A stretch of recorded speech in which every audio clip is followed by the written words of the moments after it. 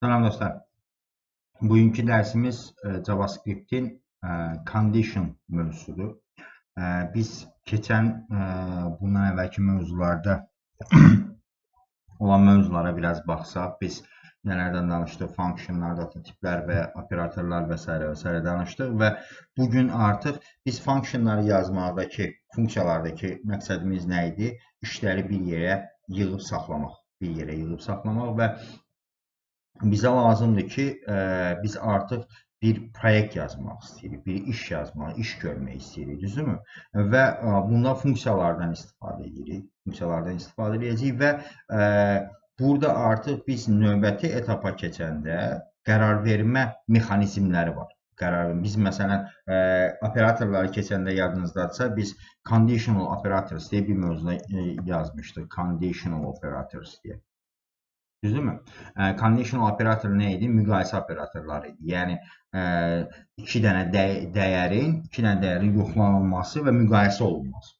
Bəs indi biz növbəti etapda nə edəcəyik? Deyək ki, bir conditional operatorla müqayisə elədik ki, A dəyəri B dəyərindən böyükdür, B dəyəri A dəyərindən böyükdür və burada artıq bizim üçün iki dənə yaranır, qərar vermə mexanizmi yaranır, belə. Deməli, biz gəldik buradan, əgər biz özümüzdə proqramımızı formalaşdırmaq istəyiriksə, məsələn, deyək ki, belə bir dənə proqram yazmaq istəyirik. Deyirik ki, tələbənin imtahandan aldığı çox fix problemdir bu. Tələbənin imtahandan aldığı nəticəyə görə ona uyğun bir nəticə göstərmək. Bir yol göstərmək və ya proqramımız elə olsun ki, məsələn, tələbənin aldığı qiymətə görə ona bir fərqli proses tətbiq eləsin. Dolayısıyla biz bunun üçün nə edəcəyik? Deməli, bizim istədiyimiz nədir? Biz buradan nəyi qəbul eləməliyik? Birinci proqrama nə daxil olunmalıdır? Bizim imtahanın nəticəsi. Eləmi? Mən bura gəlib, bura nəticəni daxil eləməliyim. Nəticə. Buranı daxil elədik. Düzdürmü?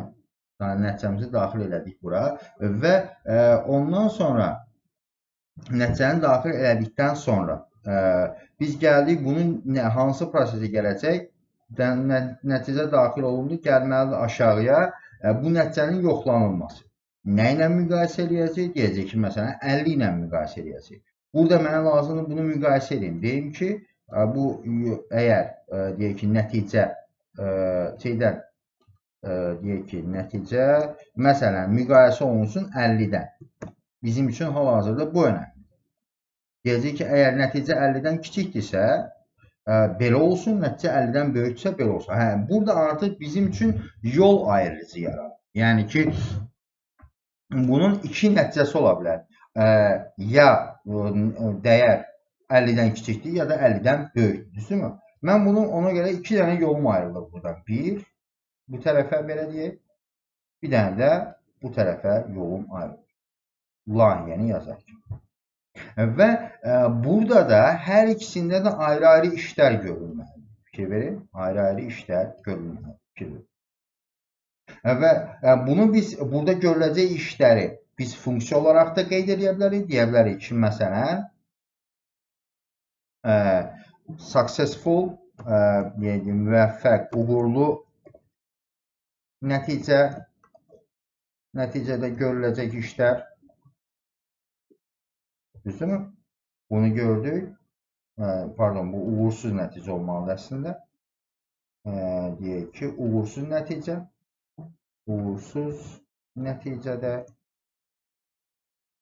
görüləcək işlər.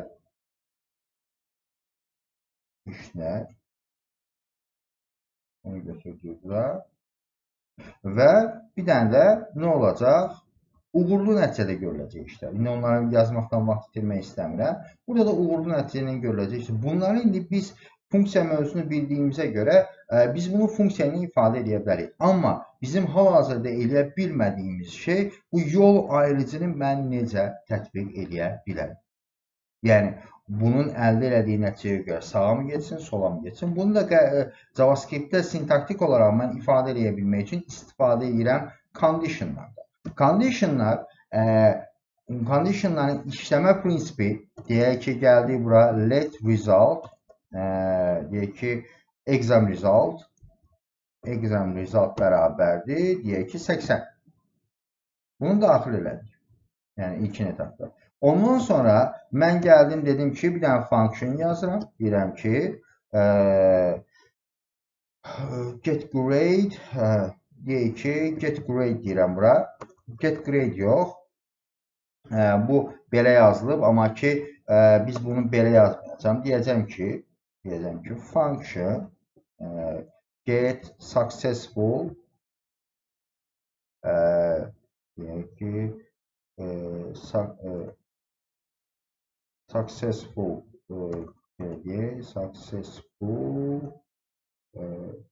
success or fail deyək. Birinci bunu hesablaya bilərik, bunu yazaq. Success or fail. Belə bir, yəni ki, bu keçib ya da qalıb.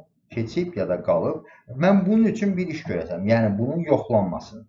Birinci görəcəyim iş, imtahandan alınan nəticə uğurludur mu, uğursuzdur? Bunu ayrı bir işdir, bunu yazdım. Bunun üçün. İndi mən burada deyəcəm ki, indi mənə nə lazımdır?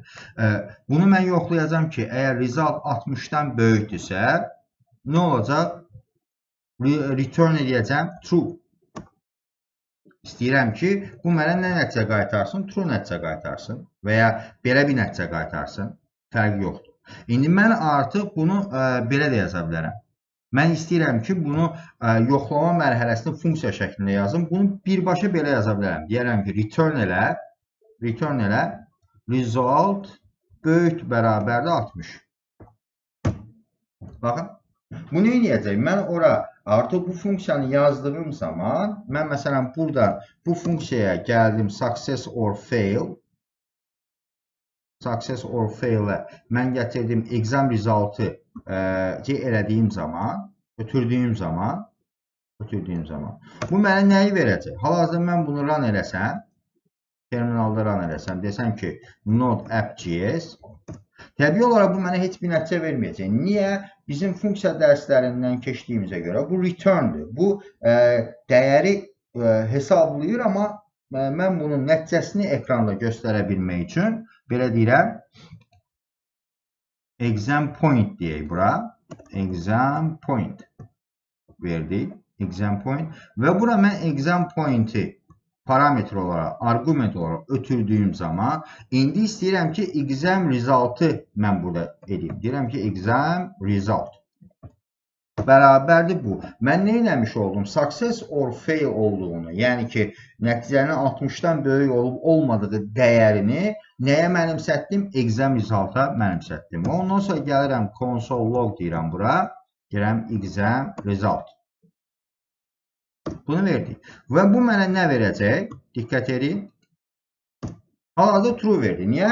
80 böyükdür. Çünki 60-dan. Mən bura gəlib 50 versəm, 40 versəm, bu mənə fail verəcək. Gördüyünüz kimi. Mən artıq o yoxlama prosesini də funksiya ilə elədim. İndi mənə lazımdır ki, bunun əldə elədiyi nəticəyə görə, bu nəticə əldə edibsə, ona görə deyim ki, əgər bu true-dursa, bunu elə, false-dursa, bunu elə. Buna görə mən belə bir struktur quracam. Deyəcəm ki, if exam result, əgər mənə lazımdırsa ki, true olanı, əgər true dəyər veribsə, true dəyər you passed the exam desin, else də desin ki, you failed the exam. Yəni, bu artıq belə bir struktur qururuq. Deyirik ki, bayaqki çəkdiyimiz strukturu, yəni ki, true və ya false olmasını deyirik ki, deməli, bunun nəticəsinə görə, bunun nəticəsi nədirsə, yəni bu mötərizənin içərisinə, bu mötərizənin if-in qayda qanunu belədir. Bu mötərizənin içərisinə mən true və ya false olan bir dəyər verməliyəm. Və əgər buradakı dəyər true-dursa, bunun içərisindəki exam result'ın dəyəri true-dursa, mənim JavaScript engine gələcək buradakı bu mötərizənin içərisindəkilərini icra edəcək. Əgər deyilsə, səhvdirsə, gələcək buradakiləri icra edəcək. Hal-hazırki nəticəyə görə, baxın, you failed the exam. Bunu belə bir şey eləmiş oldu. İndi gəlin bunu biraz funksiyalarla daha səliqəli hala gətirək. Burada məsələn, mən burada məsələn bunu yazanda, mən deyim ki, istəyirəm ki, bunun nəticəsinə görə, necə deyərlər, imtahanın nəticəsinə görə mən istifadəçiyə mesaj göstərim. Deyirəm ki, burada bir dənə function yazacağım. Show message to user. To student deyirəm. Deyirəm ki, bunu eləmək üçün də deyirəm ki, bir nəticəsini alım. Ondan sonra deyirəm ki, burada deyirəm ki, message. Okay. Hətta bura bir dənə də parametr ötürək, deyək ki, name, student name. Deyirəm ki, buna görə bu nə eləsin? Hətta bunu yoxlamağı mən belə eləyəcəm. Deyəcəm ki, bunu götürürəm buradan, funksiyanın içərisinə atın. Deyirəm ki, əgər bu adamın exam resultı şeydirsə, necə deyərlər, müsbətdirsə, ona bu mesajı göstər. Hətta bunu belə eləməyək. Deyək, resulta ehtiyac yoxdur. Resultı sonra eləyəcəm mən. Deyirəm ki, student name və message. Bu mənə nəyə göstərsin? Desin ki, console log və F-lə template literal'la deyirəm ki, student name'ə belə bir mesaj göstərsin. F-lə yox, pardon, bura tərs dırnaqla template literal istifadə edəcəm burada. Deyəcəm ki, bunu versin. Ondan sonra deyəcəm ki, bura bunun qabağına bir dənə dollar qoyacam. Bunun qabağına bir dənə dollar qoyacam. Qoydum. Burada. Və deyəcəm ki, hörmətli filan kəs. Hörmətli, hətta düz yazaq. Yəni, hörmətli, haradadır? Hörmətli. Bu. Siz, belə deyək,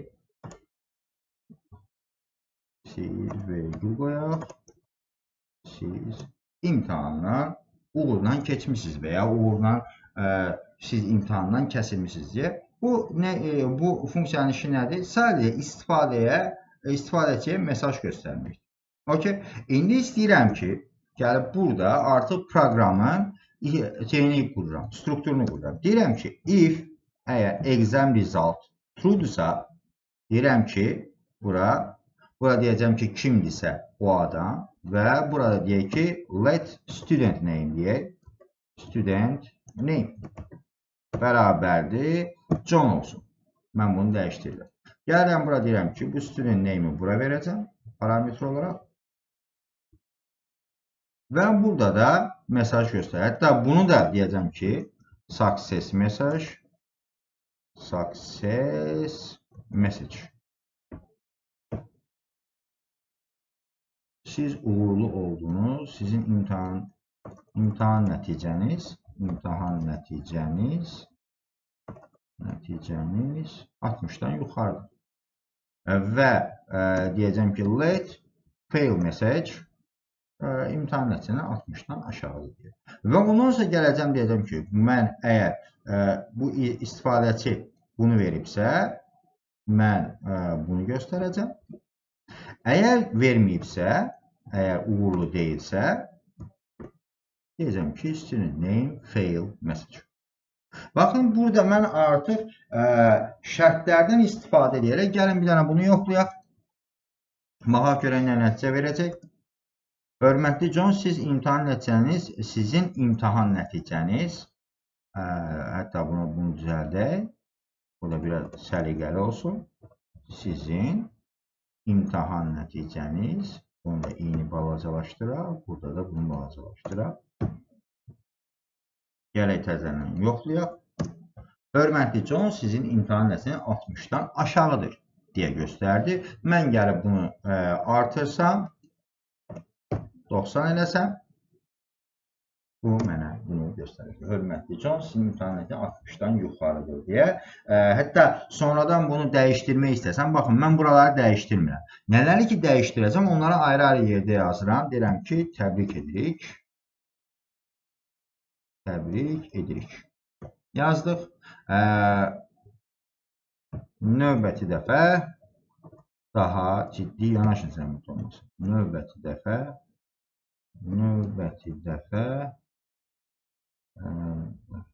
daha ciddi yanaşacağımızı ümid edirik. Belə bir bunları yazdım və proqram hissəsinə baxsaz, burada diqqət edin, mən heç bir dənə sabit dəyərlərdən istifadə eləməmişəm. Dəyişən dəyərlərdən, pardon. Dəyişən dəyərlərin hamısını bu şəkildə eləmişəm. Çünki sabah mən bu dəyərləri başqa yerlərdə də istifadə edə bilərəm. Deyə bilərəm ki, bunu başqa bir proqramda istifadə edeyim və s. Və proqramın gedişatında fikir verin, mən 2 dənə funksiya yazdım. Success or fail bununla yoxladım. Ondan sonra success-ə mesaj göstərmə funksiyasını belə yazdım. Və burada diqqət edin, hər funksiyanın sadəcə bir dənə vəzifəsi var. Diqqət edin, səliqəli olması baxımından. Yəni, biz buna səliqəli funksiyadır. Əgər mən burada daha çox iş görəcək bir funksiya yazsaydım, bu mənim üçün problem olacaq. Çünki onun başa düşməyi, məsələn, bu funksiyaların adlarını oxuyanda belə siz rahatlıqla başa düşürsünüz ki, burada nədən söhbət gedir. Düzdürmü? Ona görə, məsələn, bunun vəzifəsi nədir? Sadəcə istifadəçiyə mesaj göstərmək. Bunun vəzifəsi nədir? Success or fail olduğunu göstərə bilmək. Okay? Ondan sonra mən gələcəm bunu elədim. Və indi burada if-else-i biz necə istifadə edə bilərik? İndi bunu hələ ki saxlayıram. If-else, mən deməli, if-in birinci condition belə istifadə edə bilərik. If-else deyək. If-else statement. Birinci sadəcə belə bir if yaza bilərik. Buna ehtiyac yoxdur. Deməli, burada diqqət olunacaq məsələlər nədir? If-else-də. Bunu yazdıq. Birinci sadəcə if-dən danışaq. Deməli, bunun bu hissəsinə veriləcək dəyər mütləq şəkildə boolean tipində olmalıdır. Və ya boolean tipində olmasa belə bizim interpreterimiz bunu dəyişdirib boolean tipinə çevirir. Məsələn, mən gəlsəm bura desəm ki, console log hello world desəm, hello world dedim. Bu hansı halda görünməlidir? Məndə buradakı ilkin izahata görə şərt doğru olduğu zaman. Mən məsələn burada 4 belə yazsam, baxın, bu mənə hello world-ü göstərdi. Amma ilkin etapda düşünə bilərsiniz ki, burada şərt yoxdur ki, niyə 4 olsun, niyə console log hello world göstərsin ki? Okay? Çünki bunun səbəbi nədir? Çünki biz diqqət edirsə dedik ki, mənim interpreterim bu mötərizələrin içərisinə yazılan dəyəri booleanə convert edir. Casting edir, typecasting edir. Yəni ki, 4-ün boolean dəyəri nədir? Biz bir dənə fikir verək bura. Məsələn, 4-ün boolean qarşılığı nədir? True'dur. Dolayısıyla mən burada göstərsək bunu məsələn console log boolean nə? 4. Bu bizə nə verəcək? Bu bizə true verəcək. Baxın. Deməli ki, bu true olduğuna görə, bunun boolean qarşılığı true olduğuna görə mən burada bu nəticəni görürəm. Hətta ondan sonra gəldik bura, dedik ki, salam verdik məsələn. Düzdürmü? Bu mənə baxın yenə hello world-ü verdi. Niyə? Çünki salam sözünün, salam stringinin boolean qarşılığı nədir? Yenə true'dur. Amma mən gəlsəm baxın bura, bunu versəm, bu mənə heç bir nəticə verməyəcək. Bu niyə nəticə vermədi? Çünki mən bunu console log eləsəm, çünki boş stringin boolean qarşılığı nə idi bizdə? False idi. Baxın, false verdi. Yəni, dolayısıyla burada çox önəmli nöqtə bu mötərizələrin içini düzgün başa düşə bilməkdir. Bunu başa düşdüyümüz zaman bizim üçün problem olmayacaq. Mən indi gəlsəm buraya else yazsam, bura console log, burada goodbye world yazsam. Okay? Yəni bu nə edəcək mənim üçün? Götürəcək bu false-dursa, mənə nə göstərəcək? Baxın, goodbye world göstərir. Amma mən gəlib algebra ilə boşluq qoyduğum zaman bu mənə nəyə göstərəcək? Hello world-u göstərəcək. Bunu düzgün analiz eləmək lazım. Və indi burada biz funksiyaları keçəndə yadınızdadırsa, belə bir ifadə işlətmişdik ki, bu mötərizələr, baxın, blok mötərizələrdir. Düzdürmü? Blok mötərizələr. Yəni bunların içərisində olan kodlar ümumi bütün proqramdan ayrılır. Yəni bunun içərisində mən gəlib burada belə bir şey deyə bilərəm. Let A bərabərdir 5. Təyin edə bilərəm. Ondan sonra deyə bilərəm ki, console log bərabərdir console log A dedik. Və ondan sonra gəlib burada deyə bilərik ki, baxaq, bu variable'ların istifadəsi ilə bağlı buna diqqət eləmək lazım. Əgər blokdan danışırıqsa, biz necə ki, funksiyada istifadə edəndə lokal variable, global variable'dan danışdıq. İndi baxaq görək, burada nə nəticə verəcək bizə. Gəldik bura. Bu mənə nəyi verdi? 5'i verdi. Çünki bu budur. İndi gəlin burada yoxlayaq. Bunu belə verdik. Bura deyək ki, John dedik. Pardon. Bu qalsın olduğu yerdə. Eləmi? İndi mənim problemim nədir? Burada ən çox conditionları istifadə eləyəndə yaranan problemlərdən biri nədir? Mən baxın burada bu if condition'ın içərisində bunu silirəm. If condition'ın içərisində A dəyişənini istifadə elədim.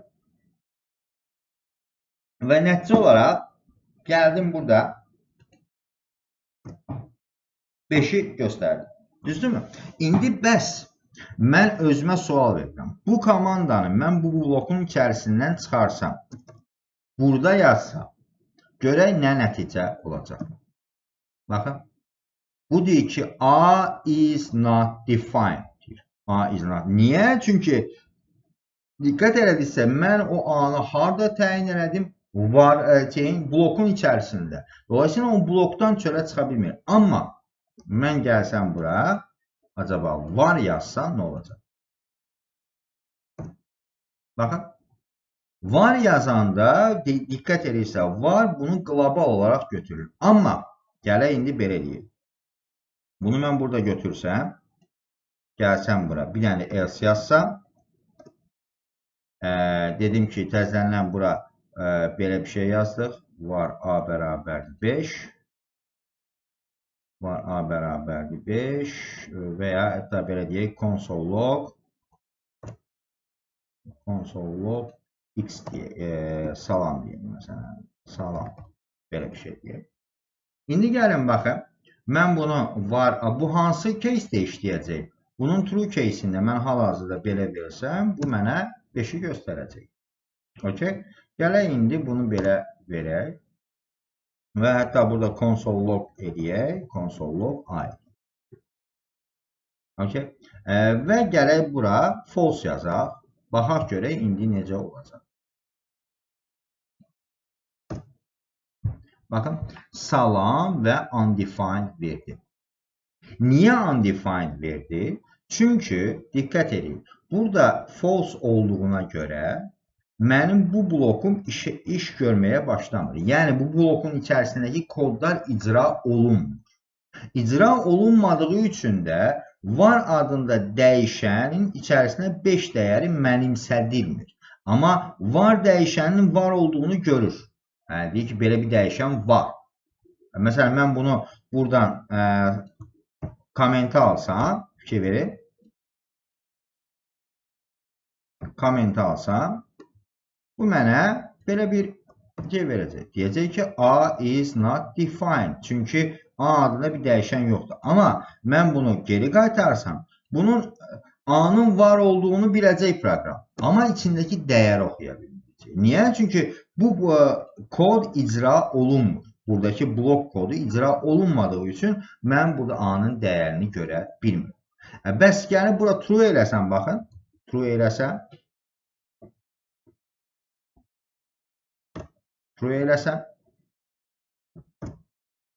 Bunu verdi. Okey. Vardı. Letdə vermir. Amma gəlin mən bunu buradan kod sıralamasına göre yuxarıya çıxardım. Görək indi nə verəcək nəticə?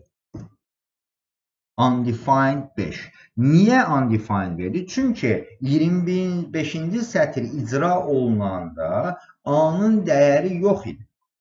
A dəyişəni var, amma içərisində dəyər yox idi. Dolayısıyla JavaScript engine mənə deyir ki, mən o A dəyərinin içərisindəki dəyəri oxuya bilməm. Dolayısıyla undefined nəticə verəcəm sənə.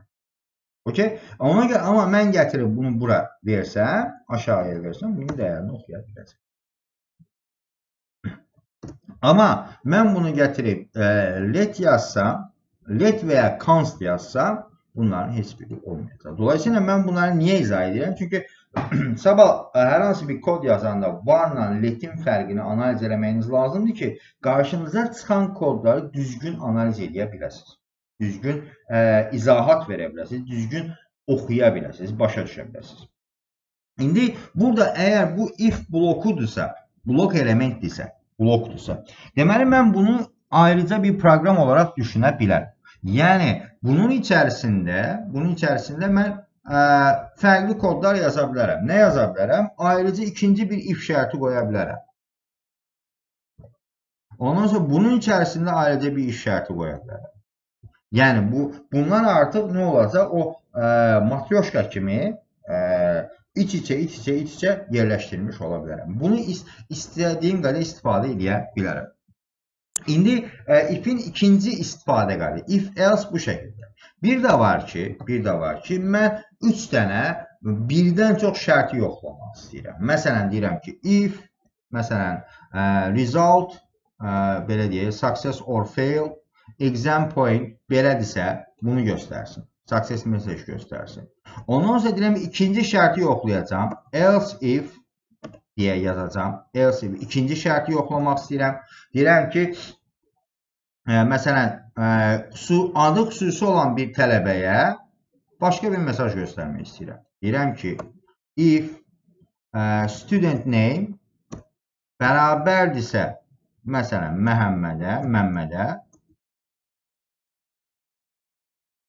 deyirəm ki, əgər belə bir şərt, tələbənin adı Məmməddirsə, mən bunu göstərəcəm ki, sizinlə ciddi yanaşsağını ümid edərək, mən ona xüsusi bir mesaj göstərəcəm. Deyəcəm ki, Məmməd, belə deyək, student name, sən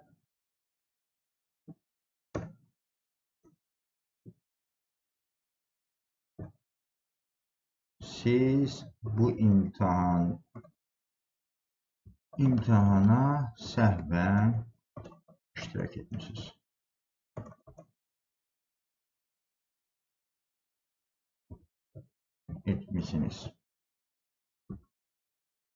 Gəldik, bunu da yazdıq.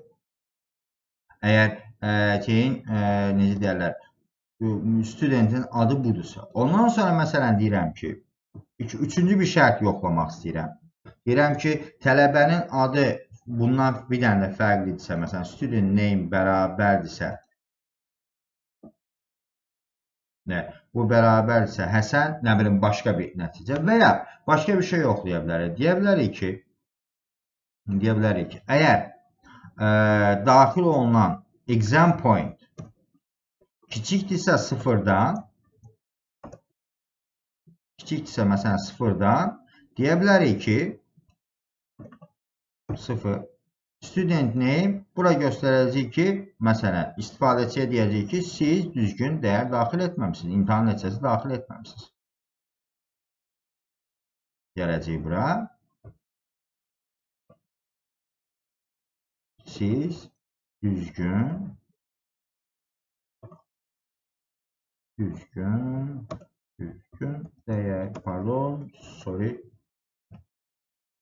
düzgün dəyər daxil etməmişsiniz. Bunu yazırlar. Və bu şəkildə mən bu şərtləri artıra bilərəm istənilən qədər. Və bunun üçüncü bir ehtimal odur ki, mən gəlirəm bura deyirəm ki, else if yoxladım, else ifləri yoxladım, ara keçidləri yoxladım. Ondan sonra gəlirəm üçüncüyə. Ən sona deyirəm ki, else-də deyirəm ki, fail message-dir. Bunu da deyirəm ki, success və ya fail message. Gəlin indi bunu yoxlayaq. Deyirəm ki, Burada hər hansı bir şey yoxdur, şərt verməmişəm. Gəldik bura. Hörmətli John, sizin 60-dan yuxarı, növbəti dəfə 60-dan yuxarıdır deyə yazmışıq. Pardon. Aşağıdır deyə. Bunların yerlərini səhv yazmışıq. Bunları düzəltmək lazımdır. Üzrlü sayın. Aşağıdır. Yuxarı növbəti dəfə. Bunu əslində yerləri səhv yazmışam. Növbəti dəfə daha ciddi yanaşmamızı tövsiyə edirik. Təbrik edirik. Okey, bunu yazdım. İndi bunu açdıq. Baxın, təbrik edirik. İndi gəldik bura, Məmməd yazdıq. Baxın, Məmməd. Gələcək bura. Yoxlayacaq ki, əgər bu belədirsə, hörmətli sizin imtahanı 60-dan yuxarıdır, təbrik edirik dedi. Amma bura diqqət edirsinizsə, mən burada imtahan nəticəsində bunu başqa cür yoxlamalıyam. Baxın, bu mənə düzgün nəticəni vermir. Niyə? Çünki birinci bu şərt yoxlanılır, ondan sonra bu şərt yoxlanılır. Mən deməli, nə etməliyəm? Bu şərti birinci götürməliyəm, bunların yerlərini dəyişdirməliyəm. Okey, yəni bunu da göstərəcəm bura. Deyəcəm ki, bu Məmməddirsə, bunu göstər. Else isə nəyi göstər? If exam point,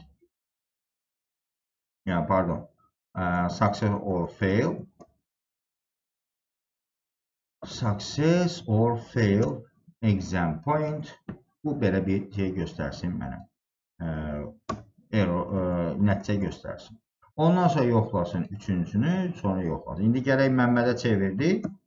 Dedi ki, hörmətli mən siz imtahanı səhvən iştirak edilmişsiniz. Bunu yazmamız düzgün deyil. Bunu düzəldə bilərik. Ondan da bu şəkildə mən else if-lərdən istifadə edə bilərəm.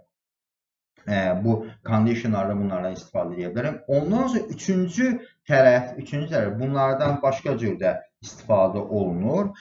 Switch case deyə bir yazılım şəkli var. JavaScript-də switch case. Switch case neyini? Gəlin buna baxaq. Bu da əslində if-else'in biraz da başqa forması. Deyirəm ki, switch bunu yazdıq. Gəldik bura bunun içərisində. Bu artıq deyəcəm ki, əgər student name-ə görə yoxlasın. Deyirəm ki, əgər Məmməddirsə və ya exam point-ə görə yoxlayıram. Deyirəm ki, exam point. Deyirəm ki, artıq burada deyəcəm ki, əgər exam point-ə görə yoxla. Exam point əgər kiçikdirsə 60-da, nə bilim, belə bir nəticə göstər. Böyüksə. Ondan sonra deyəcəm ki, case, deyəcəm ki, exam point. Deyəcəm kiçikdirsə 0-dan, bu mənə göstərir, siz düzgün dəyər daxil etməmişsiniz. Ondan sonra bunun case'ini istədiyim qədər yaza bilərəm. 2, 3, 5, 10 dənə yaza bilərəm. Və burada bir dənə də default olaraq da deyəcəm ki, belə deyək, hər hansı bir dəyər daxil olmayıbsa, şərtlər yoxdursa, deyəcəm ki, burada console log nə deyək ki, imtahana girən bütün tələbələrimizə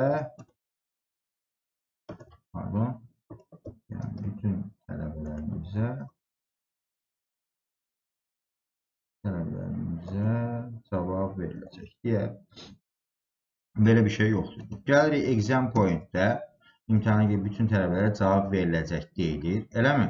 Və burada biz nə yazmışdıq? 90 yazmışdıq, eləmi? Bu heç bir şərti ödəmir. Mən gəlirəm bura böyüksə 90-dan, pardon, exam point. Bu avtomatik nə edir mənə? Götürür bunun dəyərini. Əgər düzdürsə, avtomatik olaraq bu şərtləri yoxlayır. Gəlirəm bura, bunu deyirəm. Exam point. Bunu götürür. Gəldi burada yoxladı ki, exam point bundan böyükdürsə bunu göstərir. Eləmi? Bundan kiçiksə bunu göstərir və əgər defaultsa bunu göstərir. Bunu switch case-ini biz növbəti şeylərdə çox istifadə edəcəyik. Müəyyən yerlərdə çox istifadə edəcəyik. Amma indi burada if-else ilə işləyəndə biz köhnə mövzumuz funksiya mövzusuydu, düzdürmü? Və bizim, necə deyərlər, funksiyalarla if-else-i bir yerdə istifadə eləməyimiz necə olacaq? Deməli, mən burada bir dənə function yazmışam. biz bilirik ki functionda mən return istifadə edə biləcəm. Yəni condition func deyək, nümunə üçün condition func belə bir ad verirəm və bunun içərisində if else istifadə edəcəm mən. Normalda bu funksiyada mən bura bir dənə şey verib belə nəticə verib, belə deyək, exam point olsun. Point deyək buna, exam point deyək və burada mən belə bir dənə şey verəcəm. Exam point, bunun parametri olaraq bura ötürdük və bir dəqiqə bu parametri bura ötürdük bu şəkildə, içərisinə ötürdük. İndi mən bunu icra elədiyim zaman deyəcəm ki, exam point verdik. Bu mənə nə göstərəcək? Hörmətli Məmməd, 60-dan yuxarıda təbrik edirik deyə bir nəticə verdi. Amma mən normalda əgər şeydə, necə deyərlər, funksiyalarda biz deyirik ki, biz sadəcə bir dənə return dəyəri yaza bilərik. Yadınızdadırsa əgər. Amma burada əgər if else ilə biz işləyiriksə, mən 2 dənə return dəyəri yaza bilərəm. Deyirəm ki, məsələn, mən if point 60-dan böyüksə, return true eləsin və ya return desin ki, uğurlu. Buna desin ki, uğursuz. Baxın, xəta və ya uğursuz deyək buna. Uğursuz bir nəticə verdik. Burada diqqət edirsinizsə, 2 dənə return istifadə edim. Return kodu istifadə edim, belə deyək. Return kodu yazdım. Amma bu sadəcə normalda mən bunu burada yazsam, buradan çıxarıb burada yazsam, bu mənə error verəcək. Niyə? Çünki mən burada return'ü əgər bu funksiya daxilindədirsə mən return istifadə edəməyəm. Normal if-də mən return istifadə edə bilmərəm. Bunu ilk yeni başlayanlar çox qarışdırır. Ona görə indidən bunu demək istəyirəm ki, bunu sonradan qarışdırmayasınız. Yəni, əgər mən return istifadə edəcəmsə if daxilində, bu if statementi mütləq şəkildə funksiyanın daxilində olmalı. Və bunun nəticəsində də mən buradan bu şəkildə istifadə, bunu daha optimal şəkildə, yəni bir funksiyanın 2 nəticə verməsini təmin edə bilərəm. Gəlirəm, mən məsələn burada desəm ki, console log exam point 60 verdim. Eləmi bura? Bu mənə nə nəticə verəcək? Uğurlu. Əgər buna 40 versə, bu mənə nə verəcək? Uğursuz nəticə verəcək. Baxın, funksiyanı dəyişdirmədən mən 2 dənə nəticə əldə edə bilərəm. Hətta bunu artıra da bilərəm. Else'in içərisində else if və ya switch statement istifadə edersəm, mən bir funksiyanın birdən çox nəticə verməsini təmin edə bilərəm bu şəkildə. Ondan sonra son olaraq conditionlarla bağlı teorik mövzularda bir dənə də əlavə bir yazma şəkli var. Buna da biz ternary operatorlar deyirik. Ternary operatorlar və ya single line-da deyirik. Deyirik ki, if məsələn, if true belə 2 nöqtə qoyuruq və bunun bu bizə deyək ki, if exam point deyək, success or fail dedik, exam point success exam point bunu verdik. Bu indi mən bir sətirdə əgər if condition'ını yazmaq istəyirəmsə, bunu belə yaza bilərəm. Deyirəm ki, if budursa, hətta belə deyə bilərəm. Gəlirəm, bunun qabağına sual qoyuram.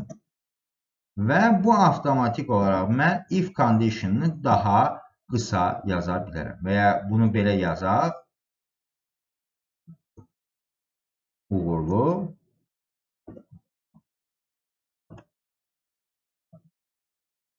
Qoysam. Uğurlu.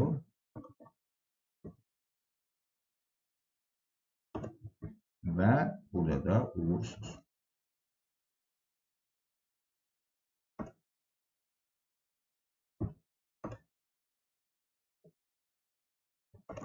Gəldik və bir dənə dəyişdirək. Uğursuz deyək. Bunu da uğursuz şəkildə yazacaq bu şəkildə. Və bu mənə nə nəticə verəcək? Əslində bu if else-in qısaldılmış şəkildir. Qısaldılmış şəkildə tək sətirdə yazmaq üçün. Tək sətirdə yazır. Hətta bu nə edir? Yoxlayır. Bunun açıqlaması budur. If, yəni bunun qısa yazılmış şəkli budur. Uğurlu, return, uğurlu, else, return, uğursuz. Amma burada mən return edə bilmirəm. Amma bu mənim üçün bir return dəyəri yaradır. Dolayısıyla mən buna gəlib belə bir şey versəm, let nəticə bərabərdir bu desəm, ondan sonra console log nəticə eləsəm, console log nəticə, bu mənə bunu vermiş olacaq. Uğurlu və ya uğursuz. Yəni buna biz Turner operatorlar deyirik, sual işarəti ilə olan hissəyə. Bundan vaxt istifadə olunur. Əgər mən if else condition'da bir return əldə eləmək istəyirəm, bir dəyər əldə eləmək istəyirəmsə, bundan istifadə edə bilirəm. İndi conditionlarla əlaqədar teorik mövzular bunlar və bunların indi tətbiqi bir neçə mövzudan sonra biz bugün öyrəndiyimiz, bu vaxta kimi öyrəndiyimiz teorik mövzuları birbaşa tətbiq edəcəyik. Amma hal-hazırda eləyəcəyimiz, tövsiyə eləyəcəyim şey nədir? Buradakı if-else condition ilə bağlı bütün teorik məlumatları mənim izah elədiklərimdən də əlavə mütləq şəkildə başqa qaynaqlardan da bu mövzunu araşdırmalınızdır və oturub ən çox da diqqət edəcəyiniz məqamlar hansı olmalıdır? Dəyişənlərin if-else condition daxilində istifadəsi, var let fərqi. Ondan sonra bu funksiya daxilində conditionların istifadəsi, bunları daha geniş analiz edə bilərsiniz. Sonraki dərslərdə daha rahat ola bilməsi üçün və yenə deyirəm, artıq mövzularımız biraz da belə deyək də texniki olaraq artdığına görə burada artıq sizin özünüzün analiz edib fəlsəfəsini daha yaxşı başa düşməyə məcbur eləməyiniz lazımdır. Qətiyyən əzbərə getməyin. Qətiyyən əzbərə getməyin. Və mənim burada yazdığım kodları müəllim niyə yazdı? Həmişə analiz eləyəndə zəhmət olmasa, müəllim burada bu kodu niyə yazdı? Mən bunu fərqli şəkildə yaza bilərdim, daha optimal yaza bilərdim deyə düşünməyə çalışın. Belə, bugünkü dərsimiz bu qədər. Növbəti dərsdə görüşmək üzrə.